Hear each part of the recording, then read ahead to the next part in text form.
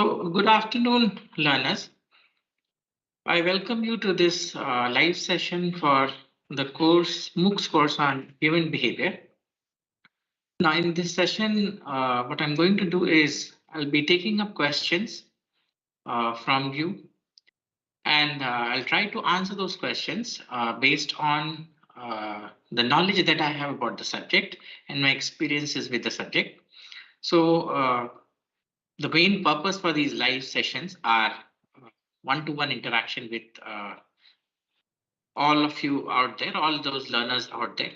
Now, at the very beginning, I would like to state that I can answer questions in two languages. I'm well conversant with both English and Hindi. And so depending on your choice of asking questions or choice of language, you can always ask a question in Hindi as well as in English, and I'll be happy to take these questions. So how we're going to run this particular session is I'll take up those questions which you have for me from these team sessions. I also have some questions, or you are rather you're free to ask questions on this YouTube online link, and I'll take up the questions and try to answer them. And there are certain questions which has been posted onto this live feedback question kind of an Excel sheet which was circulated to you. So in between, I'll also take these questions and I'll try to answer these questions. So not wasting any further time, let me start answering questions for you. You're welcome to ask questions, send your feedback, or suggest any improvement that you think would help you in learning this course or learning about human psychology in a better way. So I see a lot of people have joined us. I see a number of welcome messages from you. So good afternoon to all of you. It's time for you to ask questions, so you can ask questions. You can always keep your cameras off and ask those questions, but it would be much better if you have your camera on and then ask those questions. Then we'll have a feeling of a class, which I want to bring in here so that I'm talking directly to you. I think much better to talk to you while seeing you as you're asking the questions. So that is what my plan is. So for the next 50 odd minutes, I'm here with you. Also, depending on how many questions are asked and how many people are engaged with us, we'll vary the time, or I'll vary the time of this presentation. The maximum time that is given to me is 1 hour. So again, a very good afternoon to all of you. So I'd request you, rather I would suggest you to start asking your questions. Now, since we only have welcome messages at the present in this YouTube chat box, what I'll do is I'll start taking questions from the sheet that I have, the human behavior sheet that I have. So my first question, the first question was asked by Caroline, Mary Caroline. She's a faculty, and she asked this question, which states, in what way culture plays an important role in identifying the personality of a man? Now, it's a good question. So culture has a lot to do in terms of personality.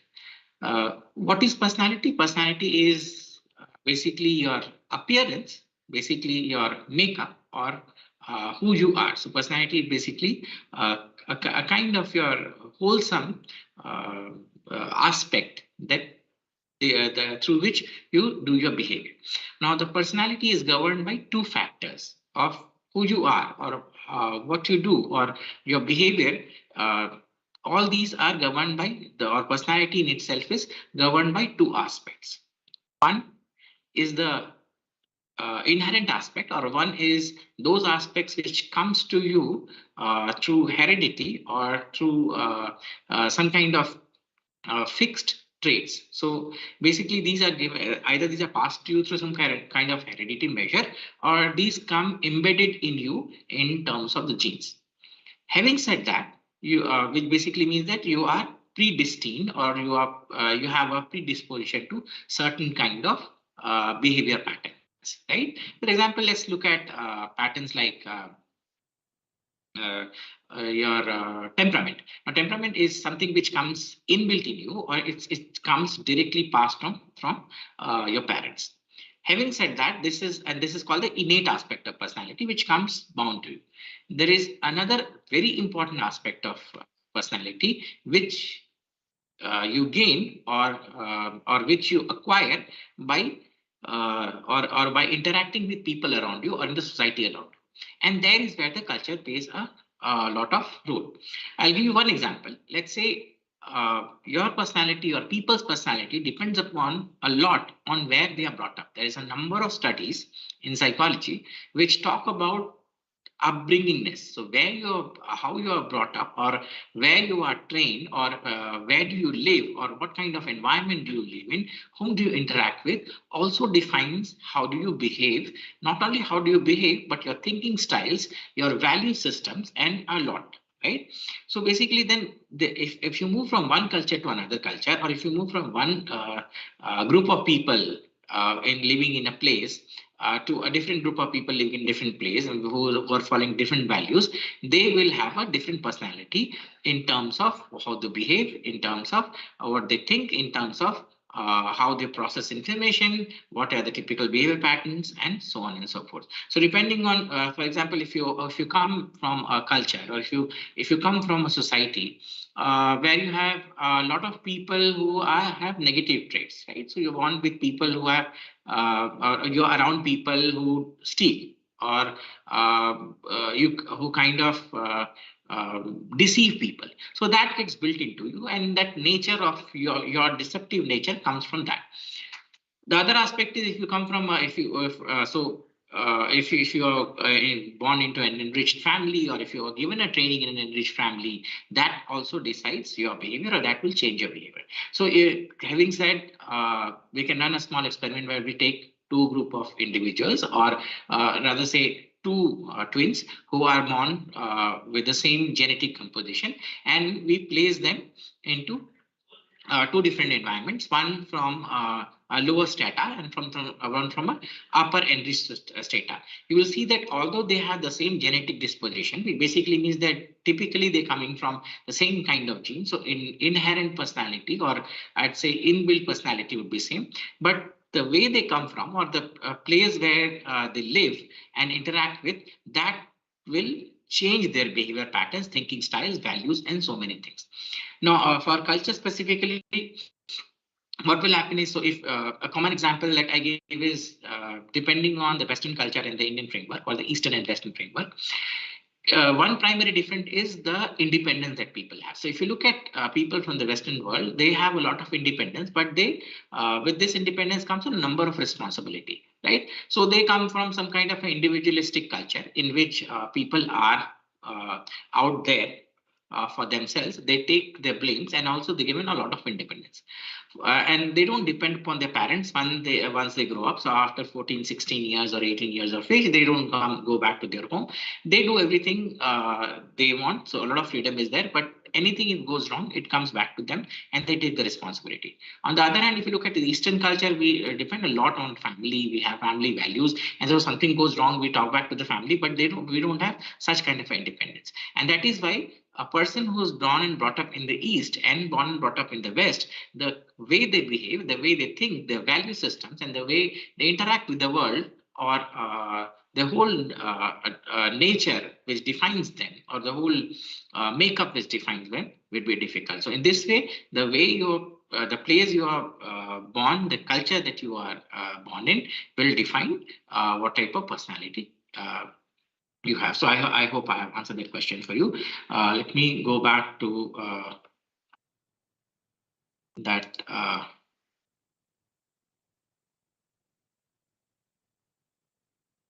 question sessions from YouTube. So where is it?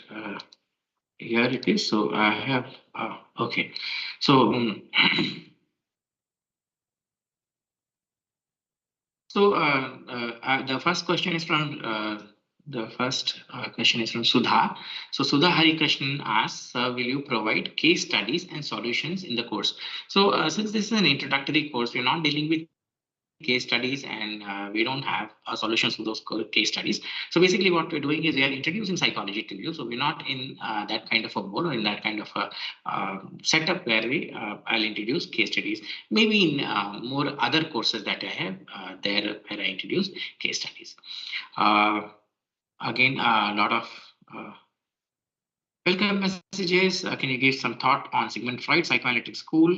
Is it outdated or still relevant? And this is by Sai Tej. And then I have Abhi Surya who asked me about processor prognosia.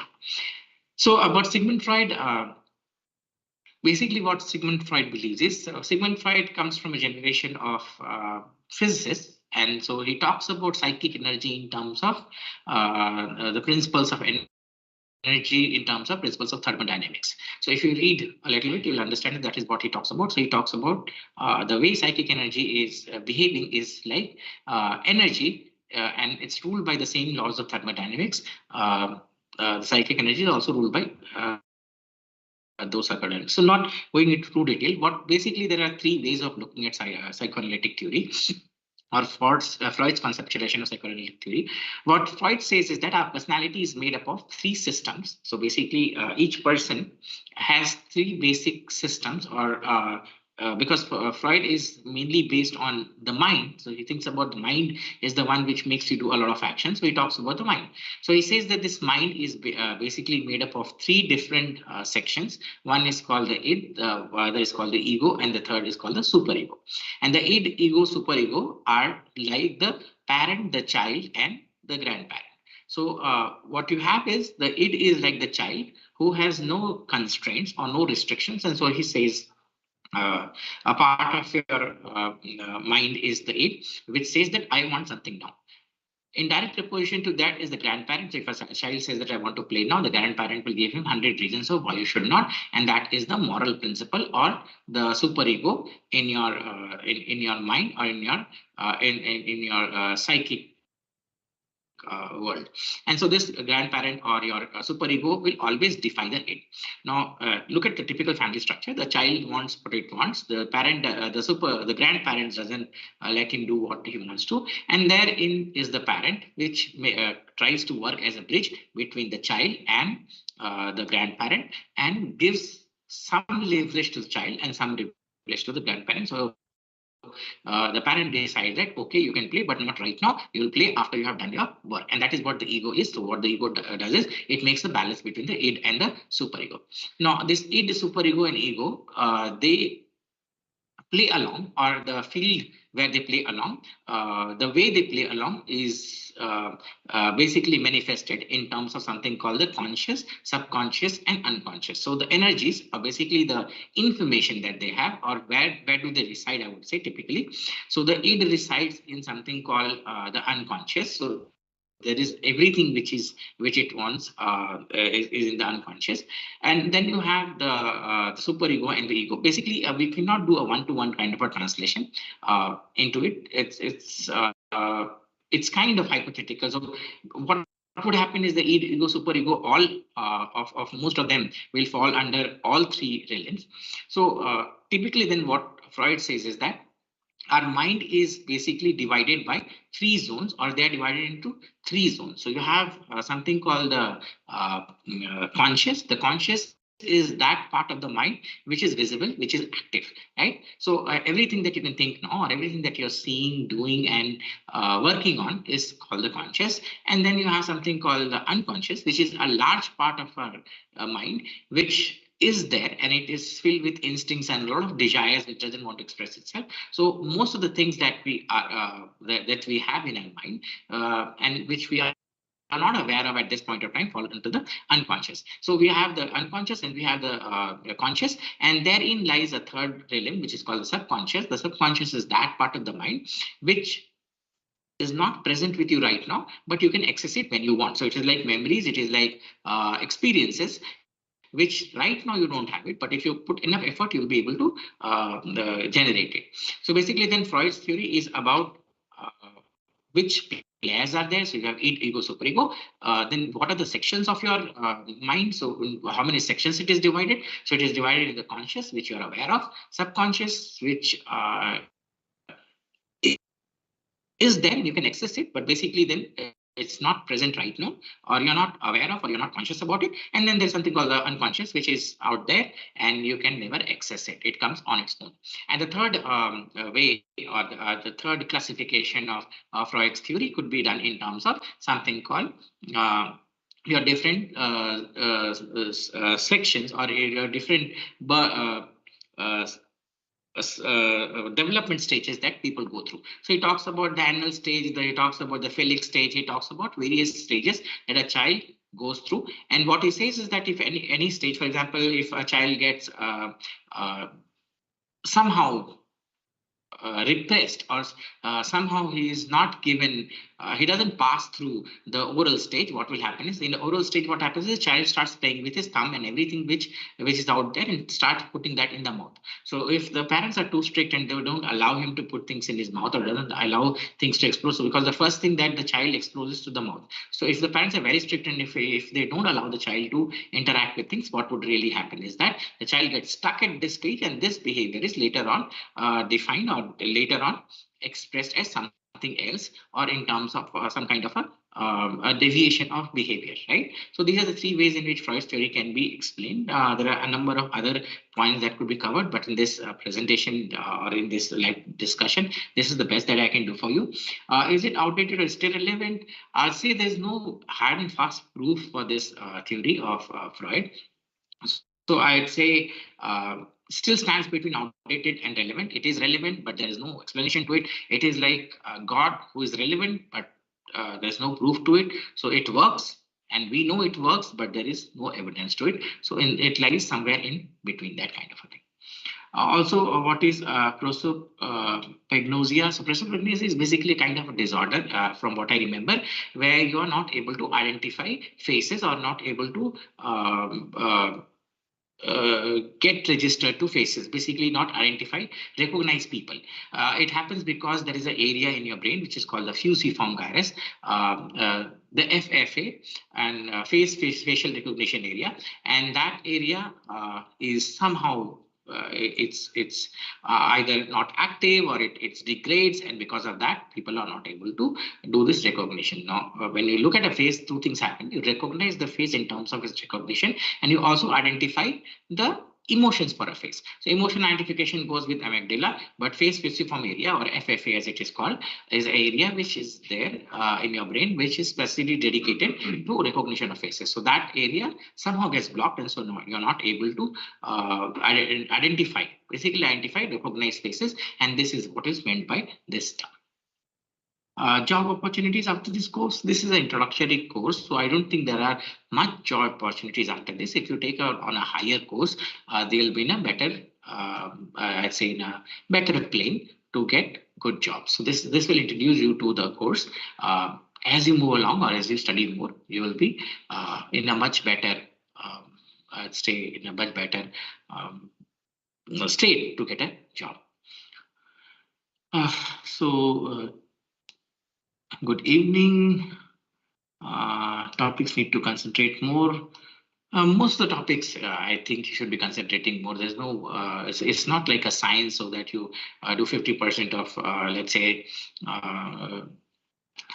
differential equations, and that is going to do, or if you're doing more of electricity and magnetism and not studying dynamics in physics, it is going to do. That's not how it is. So most of the topics have their own value. What would happen is you can read this course, or you can go through this course like a book. So go through this course, take some time, don't read the lectures in one go, break it down, just look at lectures, so 10 minutes or 15 minutes of lecture, say per day, or 20 minutes of lecture.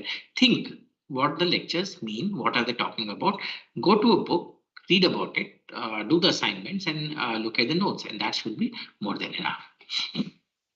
Concentration levels. How do you increase concentration level? So concentration level is basically attention level. So how do you increase it? See, no matter what happens, this attention is going to fluctuate. Attention has a property, the system attention has a property of fluctuating, which means that it moves from one object to another object. It keeps on moving from objects to objects. The very nature of this is given because if it doesn't concentrate, what will happen is it will stagnate and the awareness that you have will lose. So it has an inherent property of doing that. So how do you then increase your concentration level? The easiest way to increase your concentration level is through practice. So as you practice something over and over again, what will happen is the thing becomes automatic to you. And so then you can do it without less effort. On the other hand, what will happen is the concentration level or your attention will be free and you can put it other things.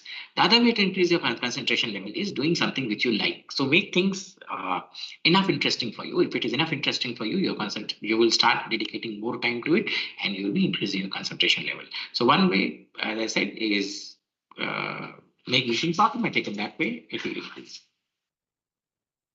Then I have another question. Examples to get the difference between schools of structuralism and functionalism more clearly. I'll appreciate if you have these questions on the forum because these are real textbook questions. So structuralism, functionalism. So structuralism talks about structures, right? So basically what happens is if you take a behavior and you break it into different structures, this is what is structuralism. So let's say that I want to talk about how sweet something is, right? So you take a lemonade and you say that it is sweet. How do you define this behavior of sweetness? What structuralism says is that I'll break sweetness into something which is visible or something which is physical in nature. So sweetness can be defined in terms of the amount of sugar that you have, and sugar is basically a chemical formula. So what you can say is the amount of chemical formula, or the intensity of chemical formula that you have, and the intensity or sensitivity of your tongue taken together will define sweetness, right? This is how structuralism thinks about. So it talks about any behavior breaking down into structures, and these structures then being mapped to physical systems or physical entities. Functionalism, on the other hand, says that it defines psychology in terms of if you want to define this kind of behavior, if you want to understand a behavior, you have to actually see a behavior in happening.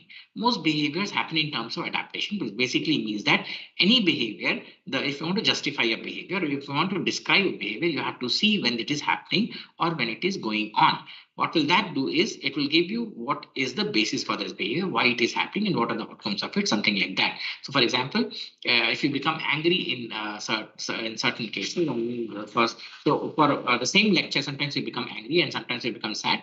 That lecture cannot be said to be either non-consistent or consistent. The idea is that in what context is the lecture presented to you, and that defines your behavior. So in reality, if you want to understand behavior, you have to see the behavior actually happening. The idea behind functionalism comes from the fact of something called stream of consciousness. Here, consciousness is thought of as something which is moving, something which is not static, something which is out there. And so if you want to understand something, or if you want to understand a part of a river, what you have to do is see the river flow, because if you don't know where the river starts and where the river ends, it is very difficult to understand. So basically then, if you want to see a behavior, you have to see the behavior in action. Only then you will know why the behavior happened or the reasons behind a particular behavior. Can you suggest any other book or videos we need to follow in this course? There's a lot of books. I think at least 2 or 3 books that I have suggested for this course. You can look at that. There are a number of lecture videos out there, a number of information on the internet.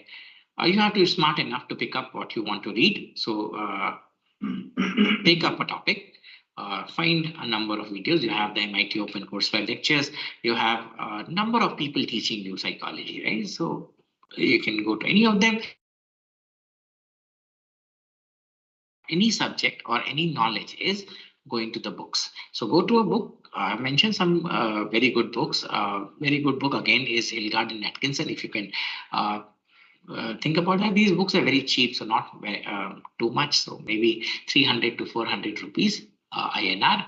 That should be the most that this book should cost. It's all in Indian reprint. So buy a book, read about it. It's like a storybook. So if you read that, you will understand and think about it, and that should do it. Kaushik says, "Thank you, sir." So thank you. There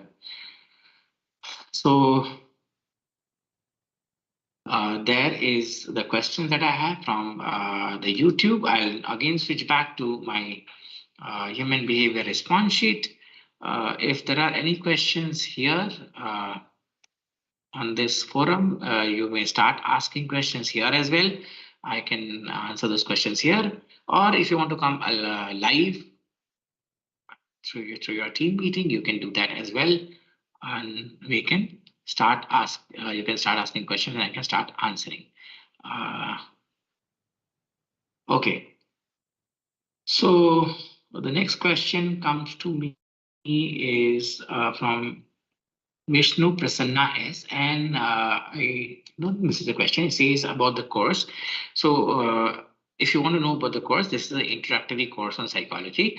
It teaches you the basics of psychology. So we start with something called what it is, and we move through several limbs of psychology, starting from perception and sensation, which is called the basics of psychology, to advanced psychological systems like memory, thinking, problem solving, decision making, and social psychology. This is how the course is defined, and this is the best that I can give you. As you move in the course, you will realize what this course is offering you.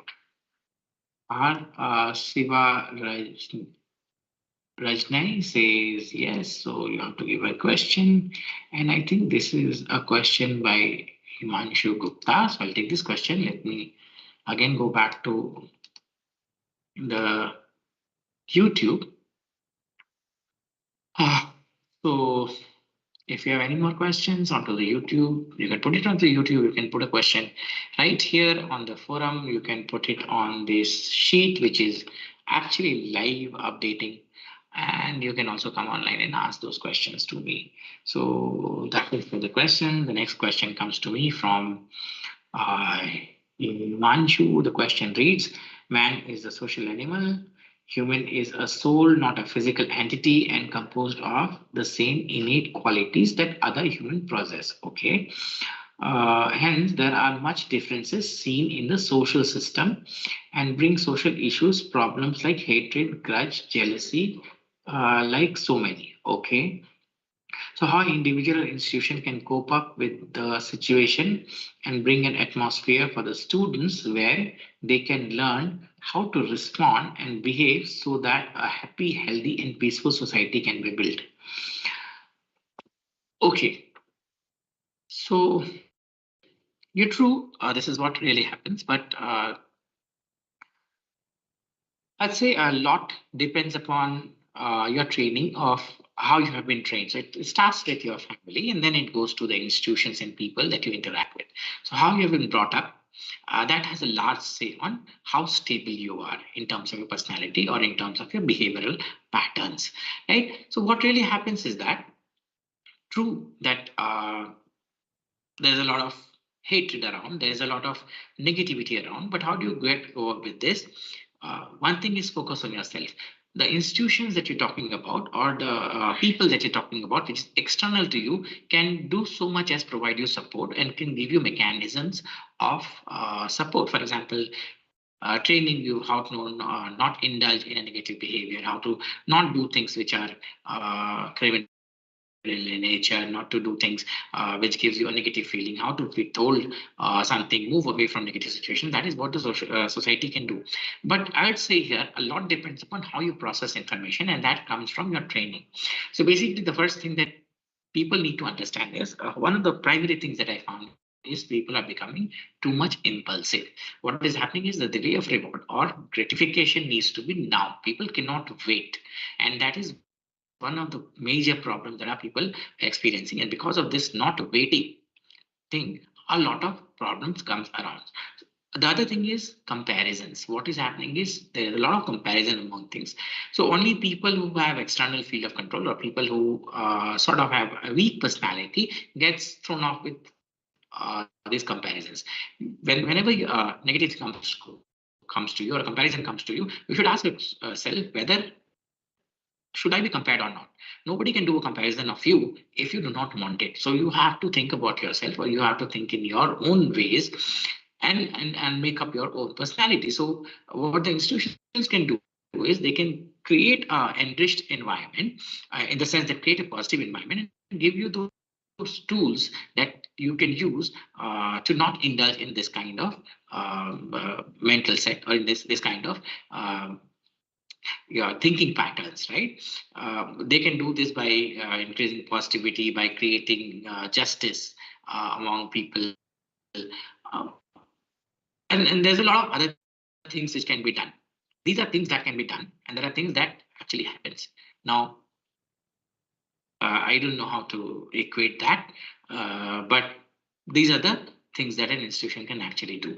As for yourself, if the institution is not working, or if people around you are not helpful, what you can do is you can turn it into yourself and make yourself a good person. Ask those questions: why am I expecting something, or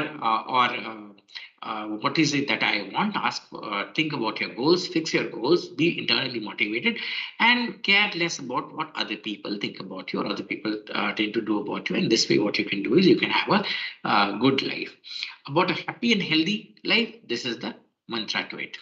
Uh, on the other hand, as I said, there's a lot of things that can be done around you, but since you have very less control in that, you cannot do much, right? So that is what my answer is. If you have a follow-up question, you're welcome to ask that. Then I have Hari Krishna. There isn't a question from him. And then I have Praful Verma. So before taking in Praful Verma's question, let's move on to the YouTube questions. So can we predict the nature of a person only by talking with a person or hearing a voice and tone?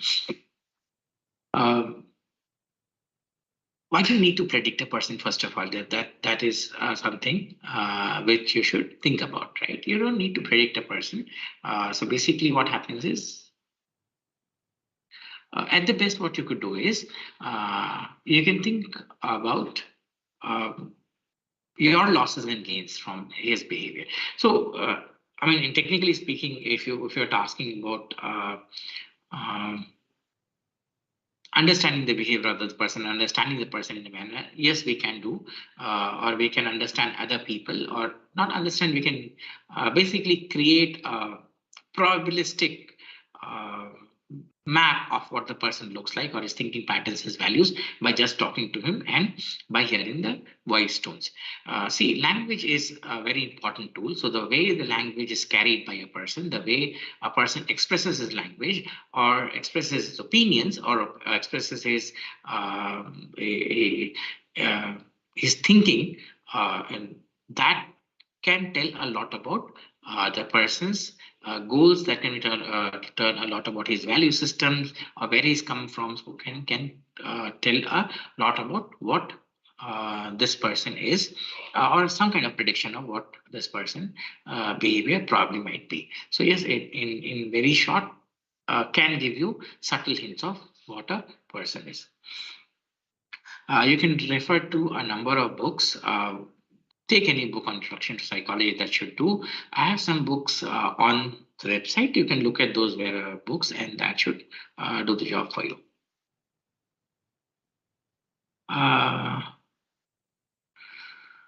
Okay, so Kaushik has another question. Behavior. Yes, we can predict the behavior of a person. As I said, see, one thing you have to understand is most social sciences are not deterministic in nature, rather they are stochastic or random. What do I mean by this? Or I say probabilistic. What do I mean by this? Human behavior is a probabilistic affair. What happens is you can say things in terms of probability, that this is going to happen with this much success rate and this much success rate, in comparison to what the hard sciences are, where you have deterministic behavior in terms of saying that this, if you mix A and B chemical, this is what is going to happen. So human behavior is more probabilistic. So what will happen is, by learning about this course, or by learning about psychology, what will happen is your chances of understanding other people, or basically understanding their mental processes, mental thinking process, will increase, and that will give you a higher probability of uh, kind of understanding the behavior followed by other people. So that can increase. Inborn behavior cannot be changed.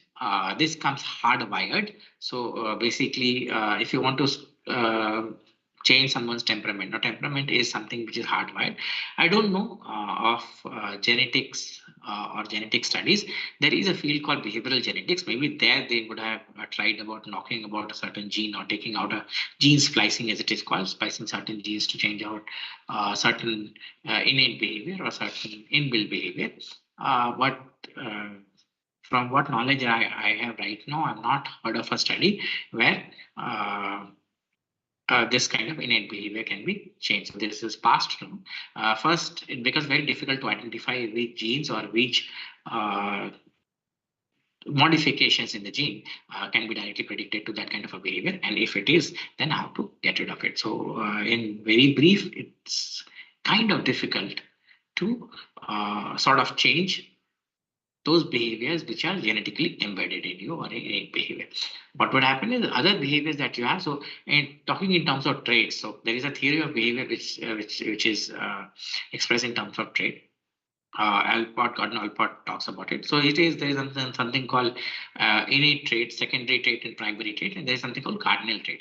So primary traits are traits or those pattern of behaviors which cannot be changed. But secondary traits are those traits or those patterns of behavior which you acquire by interacting with the world around you, and that can easily be trained. But primary traits are very difficult to get rid of. As I said, they cannot be 100%. I cannot say with 100% certainty that this can happen, since behavioral sciences are all probabilistic. So maybe tomorrow something happens, or for some people it may work. But generally speaking, on a very large probability, innate behaviors cannot be changed. That is what my hunch is. If there's something other than that, a new research has come up, maybe I'm not aware of that. And then moving on to this sheet. So I have another question from Praful Verma, and he says the role of understanding human behavior to achieve success in my life and how to utilize the knowledge about human behavior when dealing with others. So, in brief, you want to understand, or maybe if I understand it correctly, you want to ask the question as in why should we study psychology and how is it going to help me? Right? And so what psychology will give you is, it will give you those tools or those methods through which you will be able to at least make meaning of what other people are saying.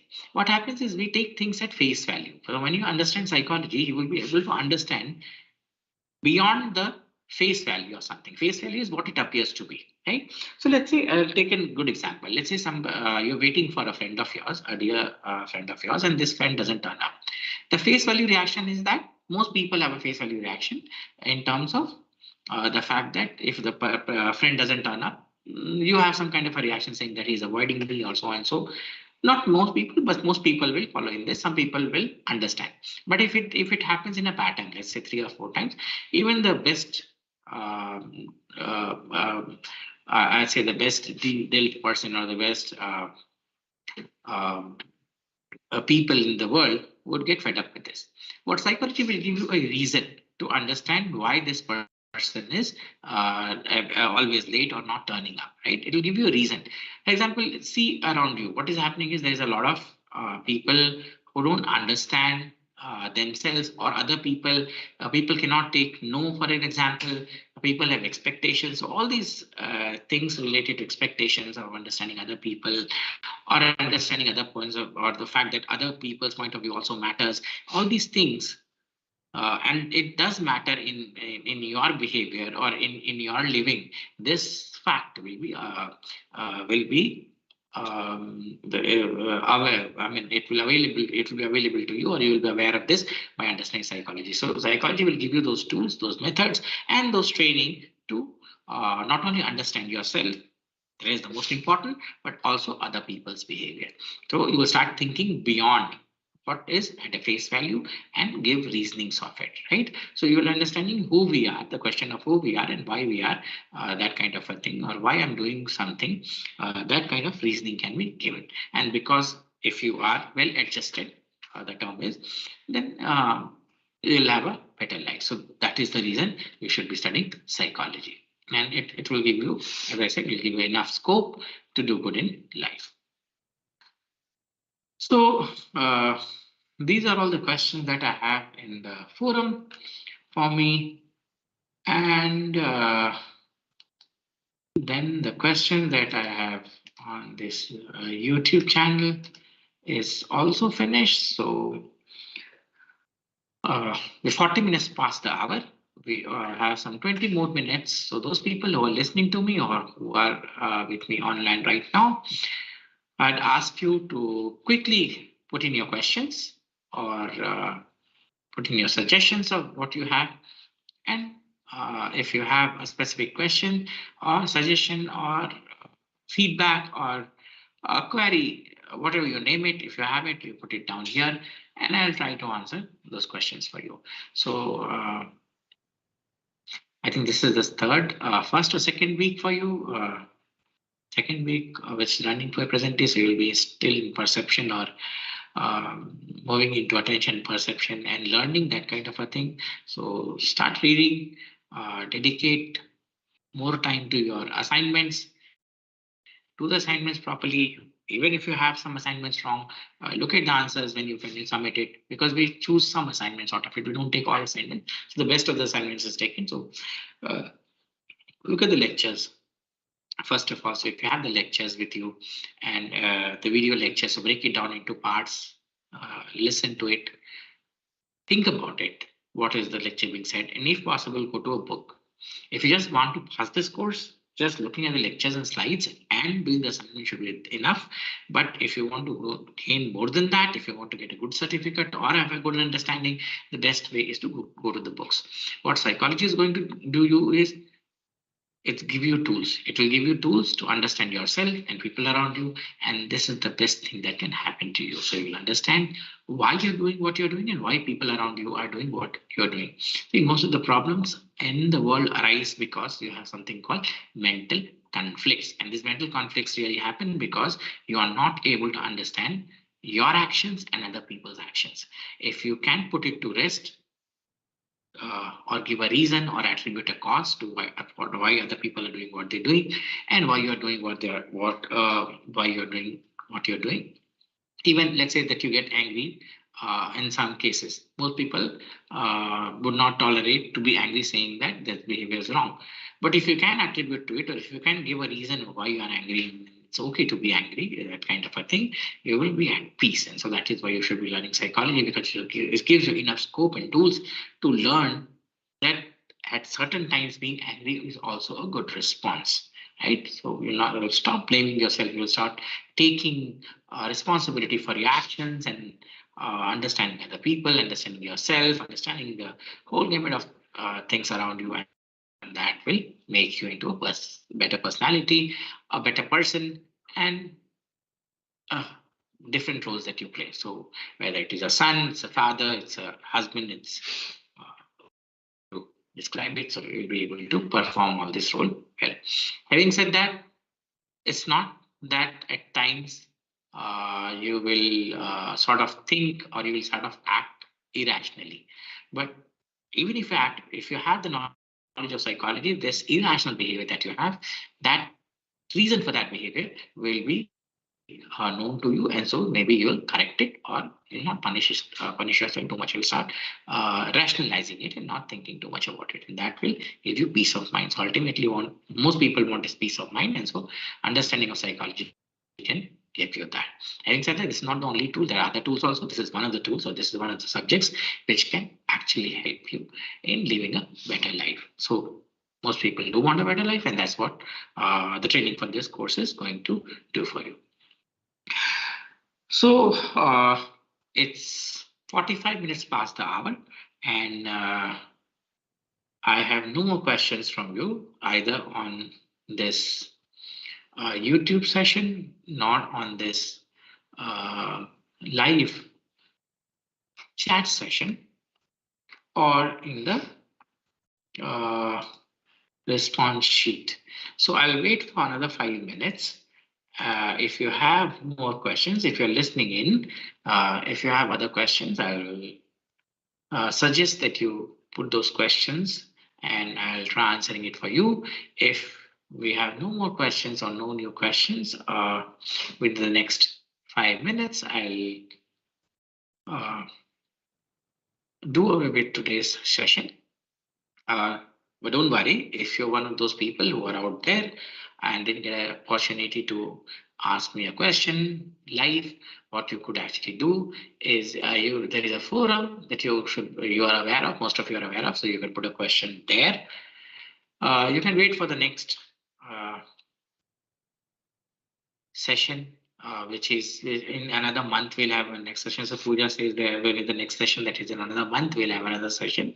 The dates are not out yet, but we'll soon have the dates for that session. So there, or what you could do is my email is available. So go search for me on IIT Guwahati and you can write a question or query directly to me and I can answer those questions for you. So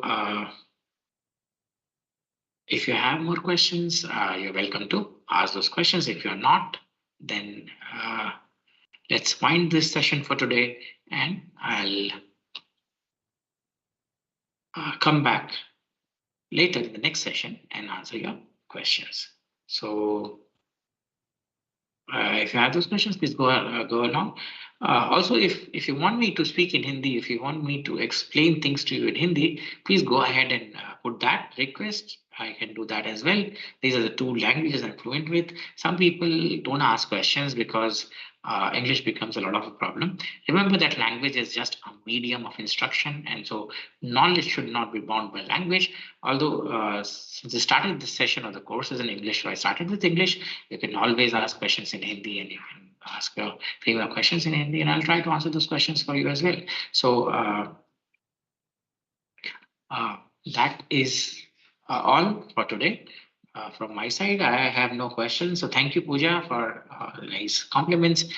And what I'll do is I'll round up this session for today.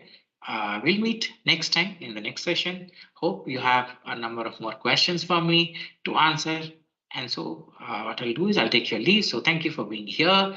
And this is saying goodbye from the MOOC studio. Until you meet again,